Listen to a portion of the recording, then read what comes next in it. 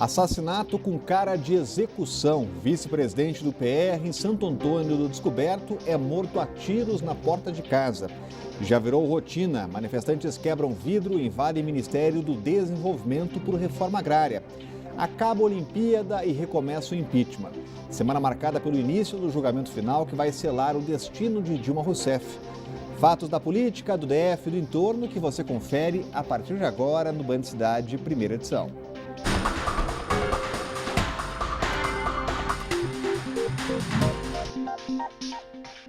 Olá, boa tarde a você. E o Band Cidade começa trazendo informações sobre a morte do pastor Paulino, vice-presidente do Partido da República no município goiano de Santo Antônio do Descoberto. Ele foi assassinado na porta de casa ontem com 4 tiros. Por telefone a gente conversa com a repórter Érica Blaine, que acompanha o caso. Uma boa tarde, Érica. Olá, Rodrigo Orengo, boa tarde. Pois é, nós estamos aqui em Santo Antônio do Descoberto, onde o vice-presidente do PR e pastor Paulino Silva foi morto na porta de casa, portanto com sinais de execução. O detalhe é que esta foi a segunda morte envolvendo política aqui na cidade. No dia 24 de julho, o jornalista João Miranda, que fazia oposição à prefeitura, foi executado também na porta de casa. Outro detalhe é que a casa dele é muito próxima, fica no mesmo bairro que o João Miranda, é no bairro chamado Morada Nobre. Mais detalhes, a reportagem completa a gente traz para você na segunda edição do Band Cidade, que começa às 10h07 da noite. Até mais. Obrigado, Érica. Continua acompanhando essas informações. Cláudio Humberto, ao que parece, um crime de execução. É um crime de execução e me parece de fácil solução. Como no outro crime que a Érica se referiu agora há pouco, é só perguntar, é aquela coisa, a pergunta clássica, né? A quem interessava a morte desse dirigente político? E aí chegará facilmente aos seus autores. Vamos falar de protesto. Integrantes da Frente Nacional de Lutas invadiram o prédio onde funcionam os Ministérios do Desenvolvimento e do Esporte na manhã de hoje. A Polícia Militar informou que 300 pessoas participaram do ato.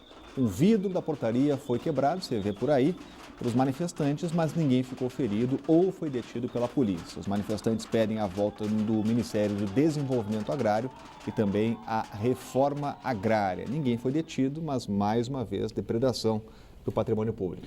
Exatamente. E sempre que a gente vê essas pessoas, manifestações e tal, pedindo a volta de ministério que foi extinto, isso é coisa de gente que perdeu boquinhas no ministério, perdeu negócios, perdeu privilégios e fica aí, então, financiando os mortadelas para fazer esse tipo de manifestação. O vandalismo é intolerável, mas a polícia aqui do Distrito Federal sempre encara de forma muito particular manifestações do gênero. Eles consideram o problema resolvido quando a manifestação acaba. E o crime que foi cometido com a invasão ilegal e criminosa, inclusive com vandalismo, fica impune. E um comerciante da UNB foi despejado do quiosque que administrava por falta de pagamento. A determinação da Justiça foi cumprida pela Polícia Federal neste fim de semana. Em pleno sábado, estudantes e professores da UNB foram pegos de surpresa com a presença de agentes da Polícia Federal na universidade. Os policiais estavam no campus para cumprir uma decisão da Justiça que determinava a retirada de um comerciante do local.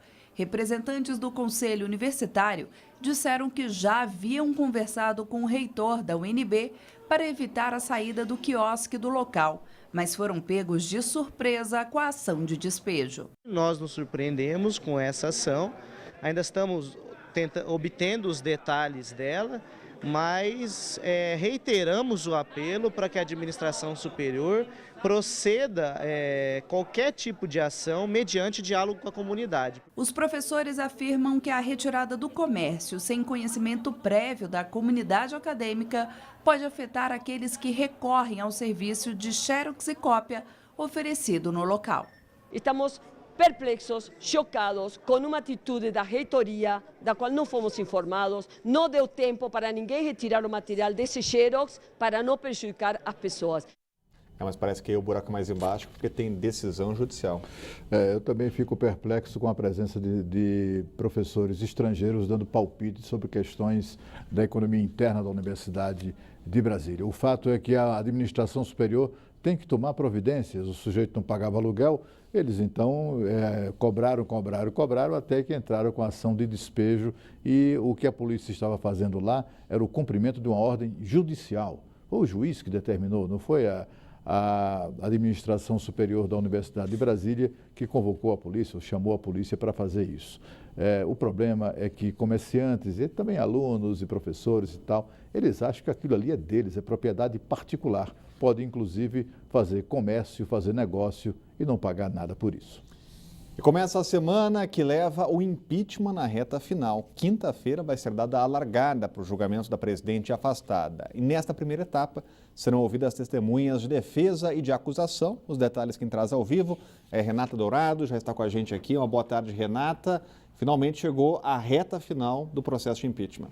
É isso, Rodrigo. Boa tarde para você, para o Cláudio Humberto. Uma excelente tarde, excelente início de semana para todos que nos acompanham. Passados quase 9 meses, desde que o ex-presidente da Câmara, Eduardo Cunha, autorizou a abertura do processo de impeachment, agora finalmente sim teremos esse julgamento final. Essas etapas anteriores, tanto na Câmara quanto no Senado, comissão especial, própria votação em plenário, exatamente aconteceram para saber se esse momento aconteceria, ou seja, se teria esse julgamento final, que é exatamente o que vai começar na próxima quinta-feira, dia 25 de agosto. Então, serão ouvidas 8 testemunhas, 2 testemunhas de acusação e 6 testemunhas de defesa. A previsão é que isso aconteça na quinta, também na sexta, podendo se estender aí durante o final de semana também. A gente não sabe ainda se isso vai se estender no sábado, mas pode ser que aconteça. A expectativa grande é para a próxima segunda-feira, já que a presidente afastada, Dilma Rousseff, já disse que ela vai pessoalmente apresentar a defesa dela. A gente se lembra que até então quem estava fazendo todo esse processo de defesa, o ex-ministro da Justiça,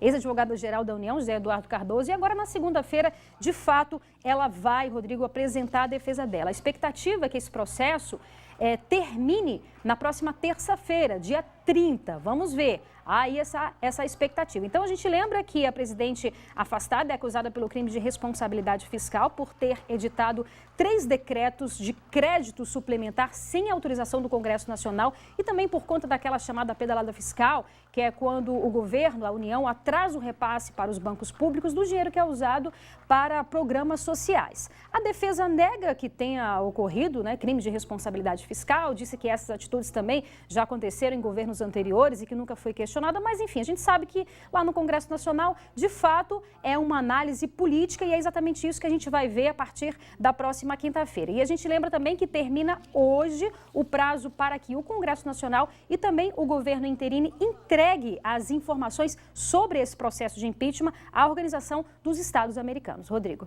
Obrigado, Renata. Finalmente, o processo chegando ao fim no Congresso. Exatamente. Começando pelo fim das informações que nos trouxe a Renata, o PT e a Dilma têm apresentado essa coisa da queixa à Organização dos Estados Americanos, OEA, como se fosse instância de recurso. Isso é mentira.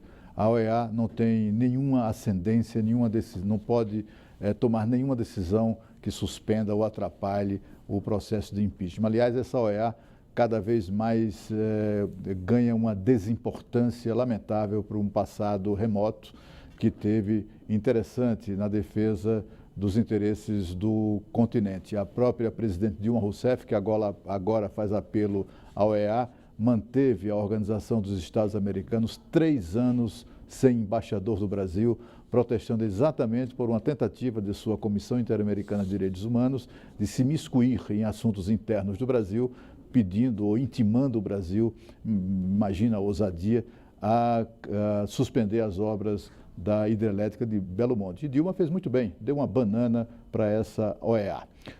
Hoje o ministro da Casa Civil, o ministro Eliseu Padilha, que é conhecido exatamente por acertar nas previsões de votação no Congresso Nacional, de votações importantes, acertou na previsão na Câmara do impeachment, acertou nos votos também no Senado. Ele está prevendo que entre 60 e 63 senadores votarão pela destituição definitiva de Dilma Rousseff. E depois de sediar 10 partidas olímpicas, o estádio Mané Garrincha volta a ser palco do Brasileirão. Mais de 22 mil pessoas foram prestigiar o jogo entre Flamengo e Grêmio. E os flamenguistas tiveram motivos para comemorar. A expectativa da maioria dos flamenguistas era grande para ver Diego em campo pela primeira vez. E quando ele entrou no gramado do estádio Mané Garrincha, a torcida foi ao delírio. O time respondeu em campo e sufocou o Grêmio. Primeiro, Pará acertou o travessão. Em seguida, Diego serviu Damião, que chutou na rede pelo lado de fora. A pressão não diminuía, até que Damião ia fazendo esse golaço. Isso porque o juiz anulou o gol e marcou o pênalti para a fúria da torcida. Na cobrança, o atacante que substituiu o Guerreiro suspenso não desperdiçou. A equipe carioca seguiu em busca do segundo gol. O técnico do Grêmio resolveu mexer na equipe. Só que foi o Flamengo que ampliou. Diego de cabeça, sem chances para o goleiro.